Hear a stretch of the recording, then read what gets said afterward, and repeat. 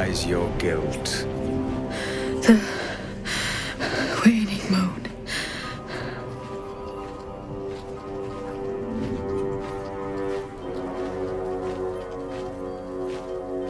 You walk in the darkness unafraid.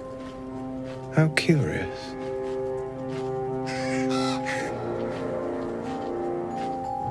A fair point. Perhaps this one could assist us. The murdered lie silent. The raven asks, will you be their voice? She is not the victim. Nay, she is the perpetrator. This woman tended a bar where she took her patrons, her friends, into her confidence, promised their secrets were safe with her. Yet she turned their words into knives and stabbed them in the back. They died because of her, and to this day her victims lie unavenged. Death is not the end, merely another beginning. I seek a record of this one's crimes, written in her own hand. Through it, I can summon her spirit and force her to face trial for her crimes. Not for one such as I. Your soul sparks with justice, with fortitude. This is your chance to bring a murderer to justice, to avenge her victims. Will you take it? I thank you, as do those who died by her words. Go to the distillery, the one she calls the Waning Moon. Find the ledger and bring it to me. The air stirs in trepidation. You have the ledger.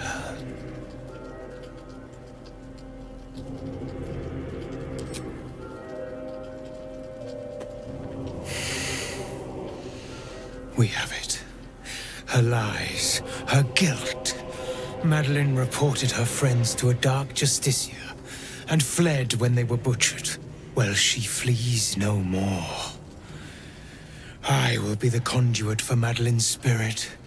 I will force her to face trial, and you will be the judge. Make her beg. Make her suffer.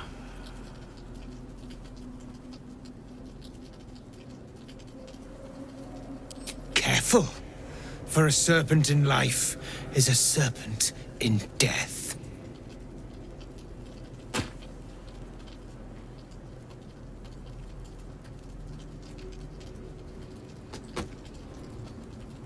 Witness.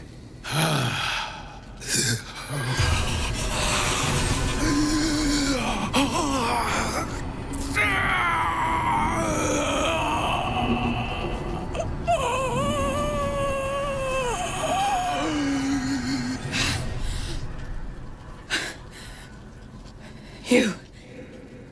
He said I was going to be punished. That you'd be the judge. But I didn't mean to hurt anyone.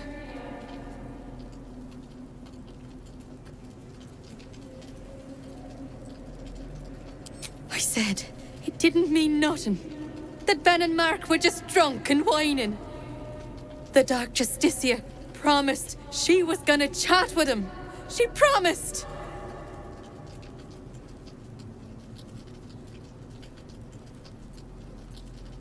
The Dark Justiciar said to report everything, big or small.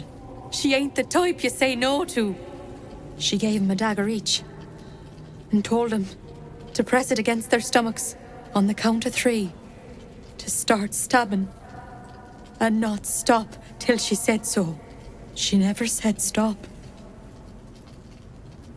I'd do anything to take it back. Anything.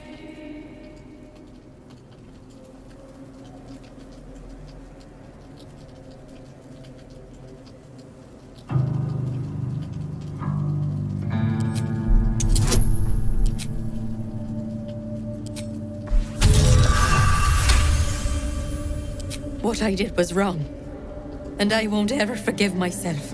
But hearing that just one person doesn't hate me, that one person forgives me, makes the load so much lighter. Thank you.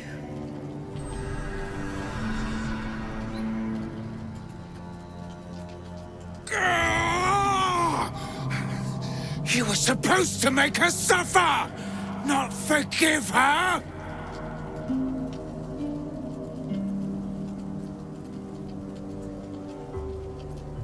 You're right. Now is not the time for talk. You have crossed me, and for that, I end your pathetic life! What do you bring?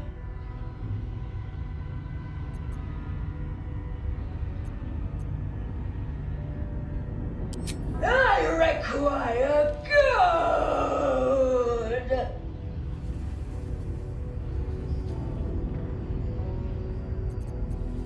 You can pass, but first you must pay.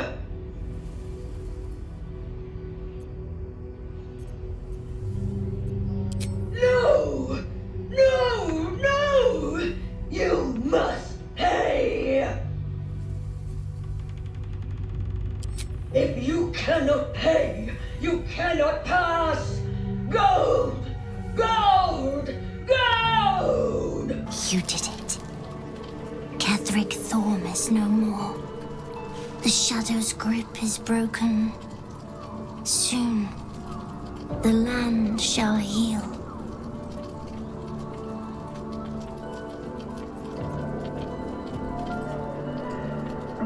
I would agree. But patience is needed. Nature moves at its own pace and bestows its bounty when it sees fit. Give it time. A reward shall come to you when you need it most.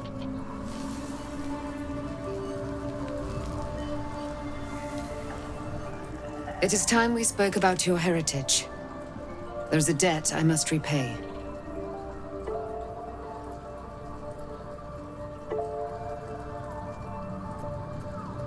There is nothing I can tell you that you do not already know yourself. They trained you well, trained you hard. Chiseled away any part of you that did not fit their plan. They made you forget. Shah's embrace is something that was forced upon you. It is not your true nature.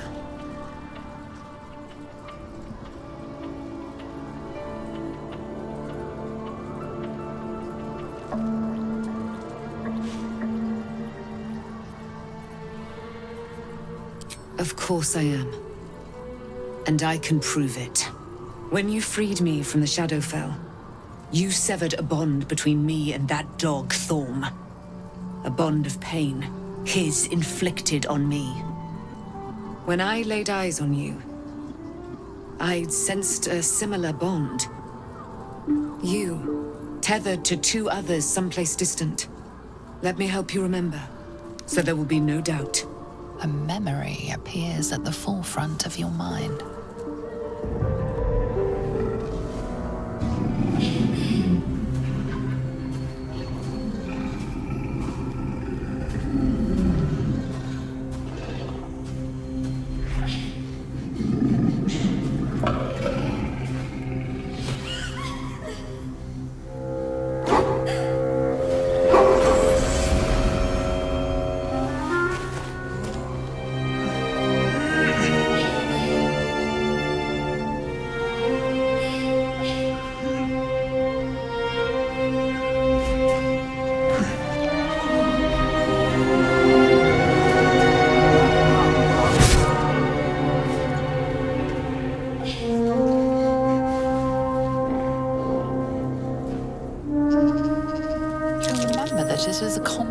Among Luna's followers to send their children off into the woods to find their way home. Perhaps this time it had gone awry.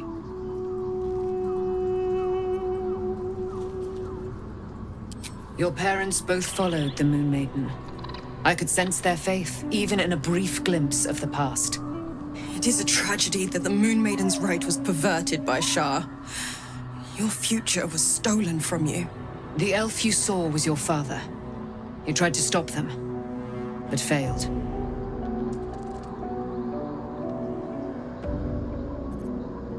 And who told you that? Your adoptive family? You are not to blame. You were young, impressionable. They took you because they wanted to break and remake you. But you are a child no longer.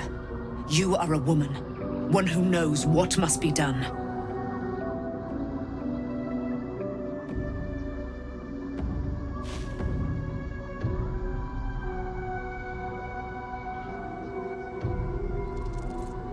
Yes, a pain that I understand all too well. You will have to face your abductors in their very lair, in Baldur's Gate. You may have once thought of them as comrades, mentors, friends, even lovers. But they will all be enemies now. There is one more way in which I can help you. You have been forewarned, and now you shall be forearmed. You will remember this spear, no doubt. It was to be the instrument of my death. Now, it will become a parting gift in exchange for my life.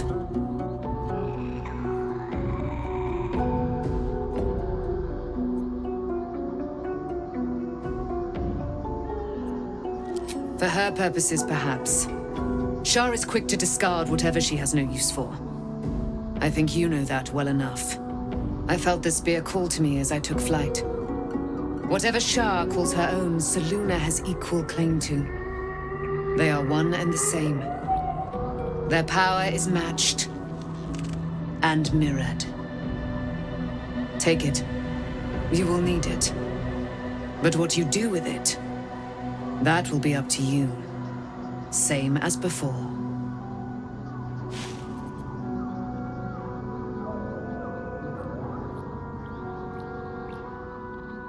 Forget her. She was forged by lies. Be guided only by who you have become. I have kept my word. My guidance in exchange for my freedom.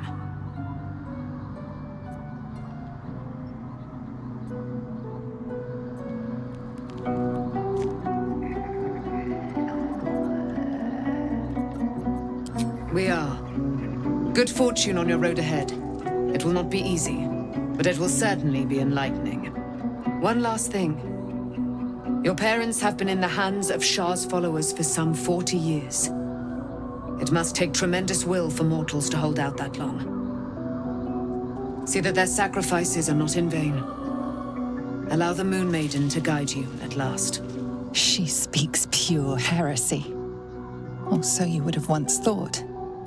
But you can deny it no longer. A new presence empowers you. You felt it ever since the shadow fell. Selûne.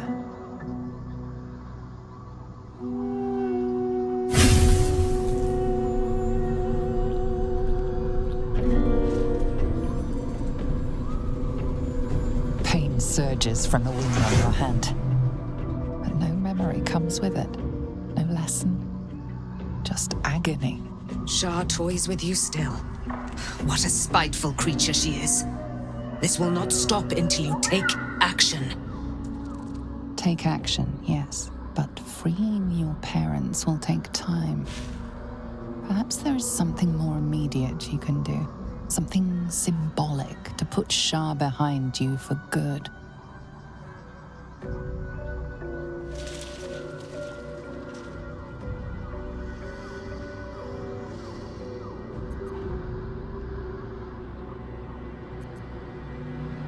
A long, sleepless night awaits.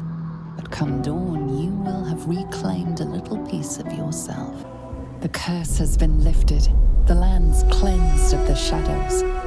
Kethric's reign of living death is over. Your courage has been tested, and in this at least, you have triumphed.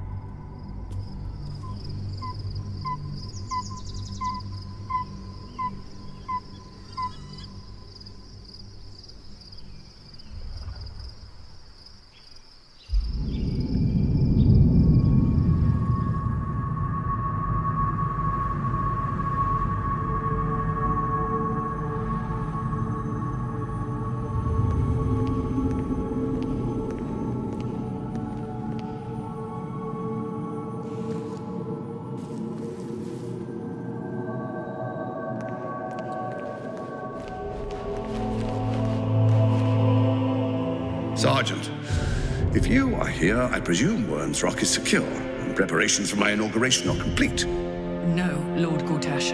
We were interrupted. Another quake in the lower city. More severe this time. So you came cowering to my chambers? I'm flattered, Sergeant. But even I cannot command natural phenomena to cease. Forgive me, my lord, but there is panic in the streets. The people are afraid. Perhaps the people would be calm if you kept your nerve. I expect better from the Flaming Fist than to run scared from a slight tremor in the earth. Get back to your duties. Duties, duties, duties. Patrolling and saluting and following and bowing and scraping. Yes, sir. No, sir. Rip and cut your throat, sir. Your plan is falling apart, lordling. Give me a reason not to cut you to ribbons. Control yourself, Orin. We need to focus on reuniting the stones or the brain will break free. These quakes are just the start. Neither of us expected the prison bearers to kill Ketheric. They'll be traveling to the city. Let's make sure we give them a Baldurian welcome. I itch to peel you, to split your skin, to see your skull shine in the light. Little tyrant. Lucky for you, I harvested a whole family of living flesh in Rivington and High Sun. They will sate my blade thirst tonight. But tomorrow, and tomorrow, and tomorrow, and tomorrow, my blades will thirst again.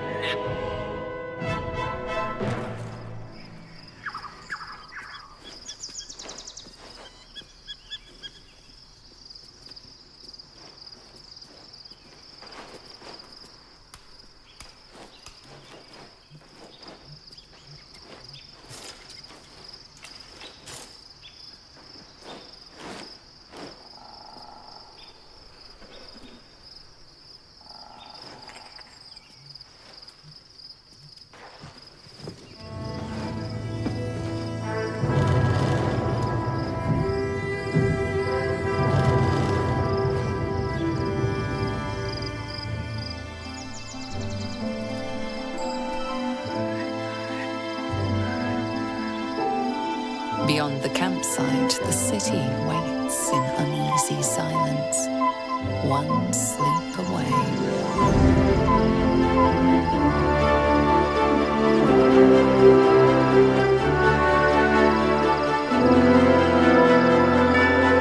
I was supposed to sacrifice myself to stop the Absolute. Yeah, I don't think I could have gone through with it, in truth.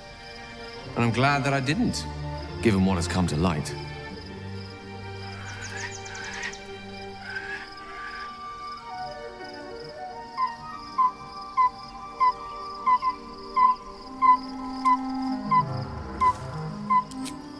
Hardly. I'm more than glad to leave that place behind. The Elder Brain. But more importantly, the crown that it wore. Even without seeing it for myself, I could sense it. Netherese magic. So pure, so complete. And I doubted what I was feeling at first. Most Netherese artifacts contain only the faintest amount of their former power. The ghost of an echo of a memory. That crown was different. I can't fathom how such a wonder survived. Surely everything of its ilk was destroyed along with Netheril itself, but no matter. It exists. I must learn more of it.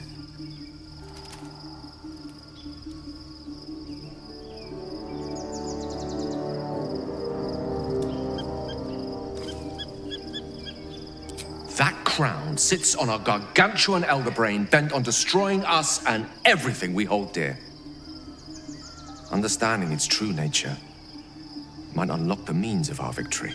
We need to learn more about what we saw. An artifact as powerful as that crown must have been documented somewhere. As luck would have it, we'll soon find ourselves near one of the finest book collections this side of Candlekeep, Sorcerous Sundries. I need to go there and learn all I can.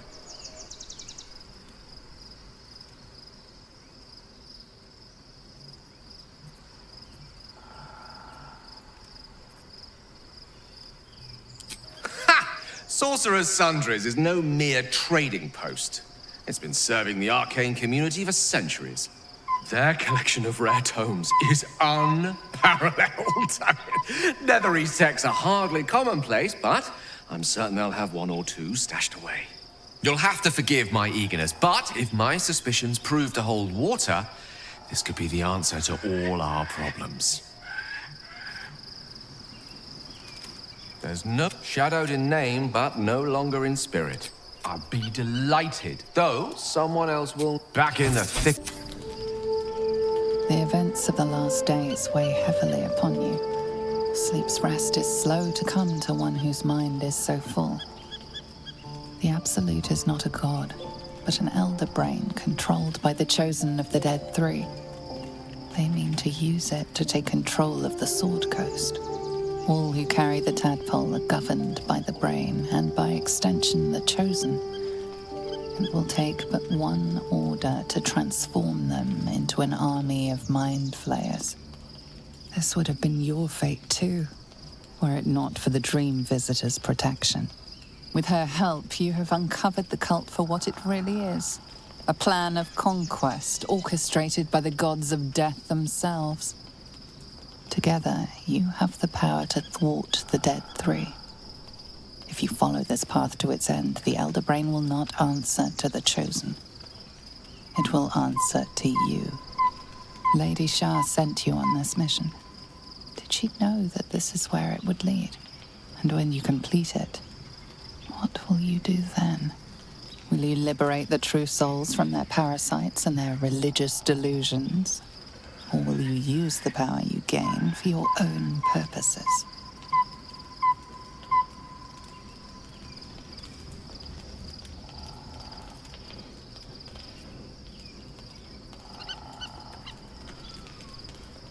Your blood swims hot at the very prospect. You will not have long to wait. All you need to do now is sleep. But sleep is not for you.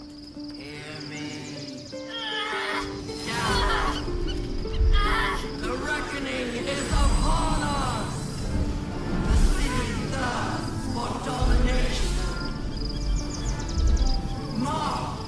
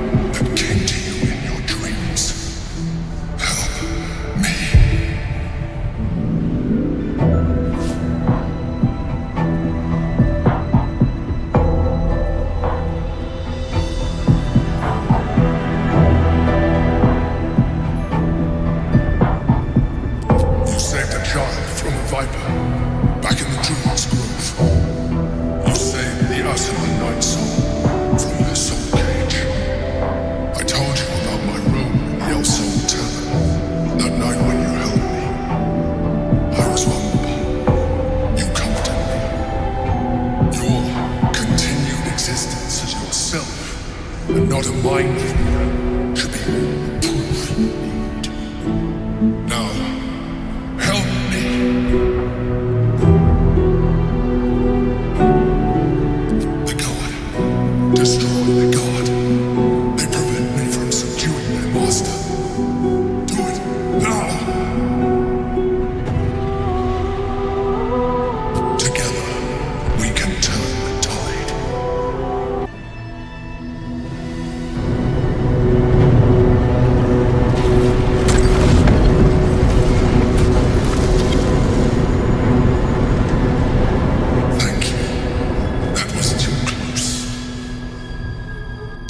treat me like that. I am a mind flayer, yes. Without me, you would be a slave to the Absolute. A mind flayer? Not the savior I've been hoping for.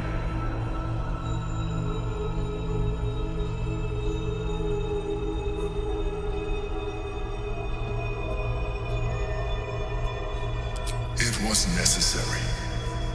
Rare are those that would openly consider a partnership with a mind flayer. Even those who are on a path of becoming one. I was someone once. Someone just like you. An adventurer.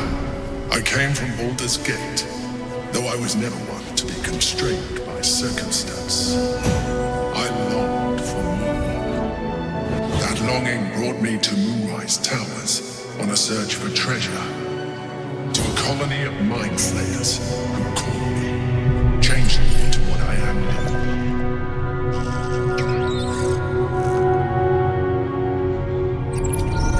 For years, I served the Elder Brain, the one you know as the Absolute. I was a thrall like any other, but I was fortunate. I broke free and started a new life in my old city. I sustained myself on criminals, unglamorous, but there are plenty of them, rarely missed, and they fueled me when I did my work. I had the good fortune to meet Duke Stilney. We formed a partnership, and through her, I became the governing force behind the Knights of the Shield. The largest mercantile operation in Baldur's Gate. People referred to me as the Emperor. Such was my influence. Though of course they had no idea what I really was. My needs were sated. I was happy for a while. Until my true nature was discovered by the tyrant himself, Lord Gortash. He tore me from my home and brought me back to the Brain, where I became a slave once again. A slave he continued to call Emperor. The name was intended as a slight, to remind me of the heights from which I fell. But I have grown fond of it. It encapsulates well who I've become.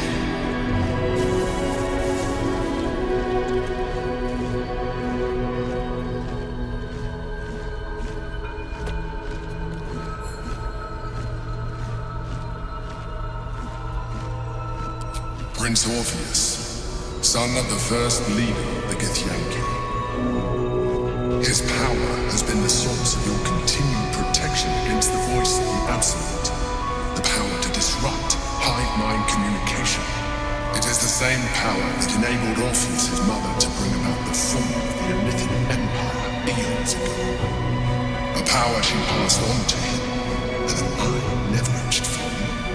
When Orpheus' mother left, Usurper took her place. Blackith declared herself queen of the Githyanki. Blackith wanted his power, but Orpheus rose against her, and so she sealed him and his honor guard within this prison. Bound by infernal chains, Orpheus could never leave. Bound by duty, his guard never would. They were close to breaking my honor, Prince. And if they had succeeded,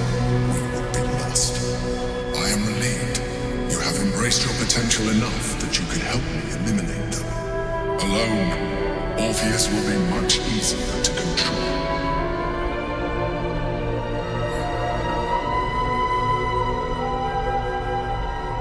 No. Gortash sent me on a mission to retrieve the astral prison. I was one of many, but the first to find it. How Gortash or the other chosen learned of its existence, I do not know. The moment I found it, I felt a change. My free will returning.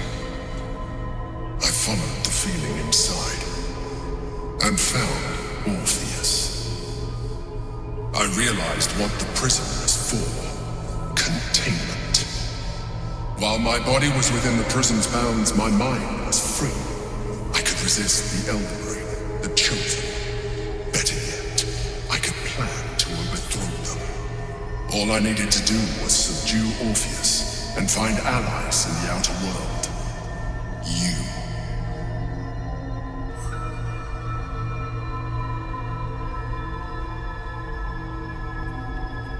There may come a time when that is necessary. But there is no guarantee that his power would survive his passing. The risk is too great. The moment his protection is gone, he would become enthralled to the Elder Brain, just as I would. We may look different, but to the Elder Brain we are already the same. Flaws in its design.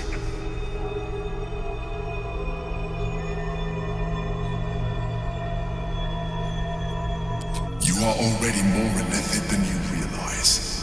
It has improved you. You seek to reverse an inevitable process. A process of evolution. When I first escaped from the Elder Brain, I too railed against the change. But the longer I have inhabited this form, the more it has grown on me. Even if my original body remained intact after I transformed, I would not return to it. Doing so would only impose limitations. As an illithid, I have far surpassed who I ever was before. You too should embrace this change.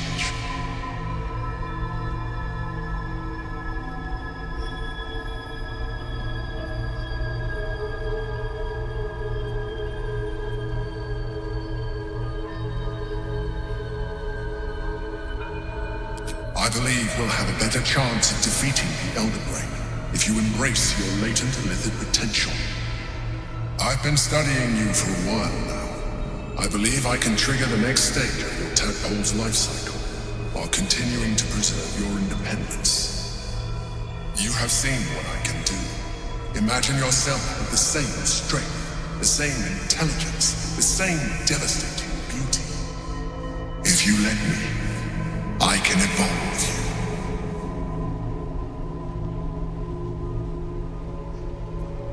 I understand.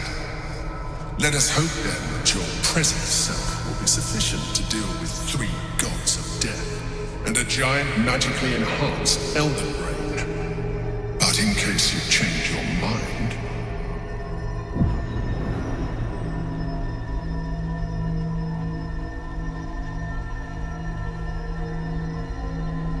look after it. Use it when you're ready to evolve. You or your allies.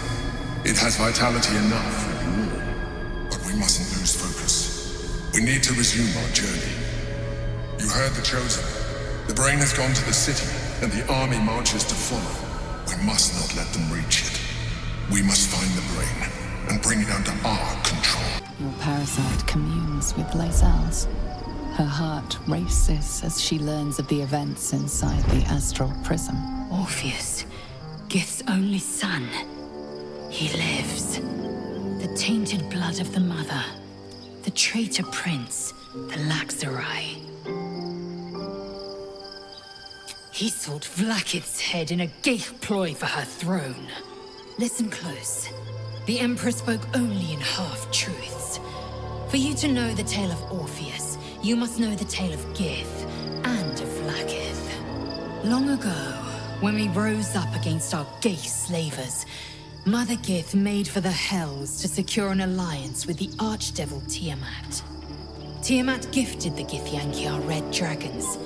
Gith remained in the Hells, and Tiamat's envoy proclaimed Vlakith our ruler. The first Vlakith of many. It is Vlakith 157 whom my people now call Queen.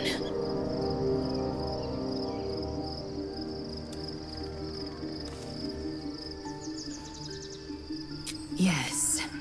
Our current queen has claimed undeath and reigned for 1,000 years. But it was the first whom Orpheus tried to slay. Orpheus is Gith's renegade spawn. A Geich thrall who would return us to our slavers. He convinced his own mother's honor guard to join a coup against Vlakith I. He would have fed our empire to the Illithids had he succeeded. It was Kithrak Voss himself who slayed the prince in vicious battle, or so the Varshas teach us. Yet the traitor's with us, controlled by that repugnant Illithid. Should Orpheus go free, he would hand Vlaakith's dominion to his Geich masters. The astral plane would be first to fall. The others would soon follow.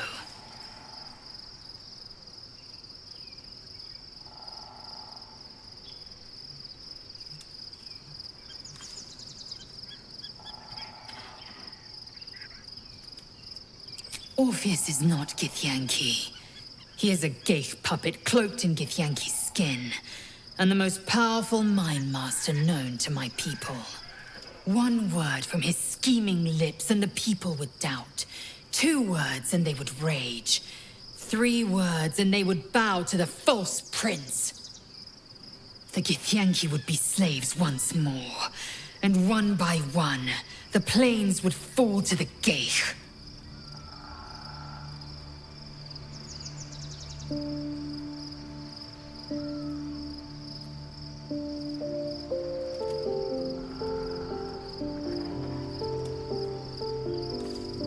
I understand there's an aphorism among your kind.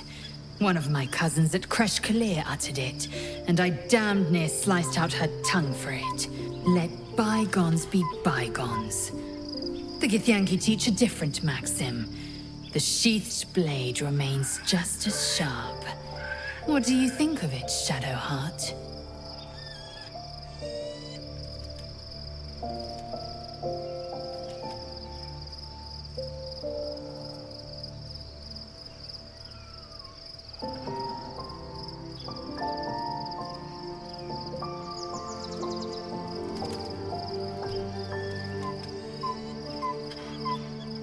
I ask for a certain modicum of respect. The more secrets you keep from me, the less respectful you are. And the less respectful you are, the stronger my urge becomes to unsheathe my elusive blade.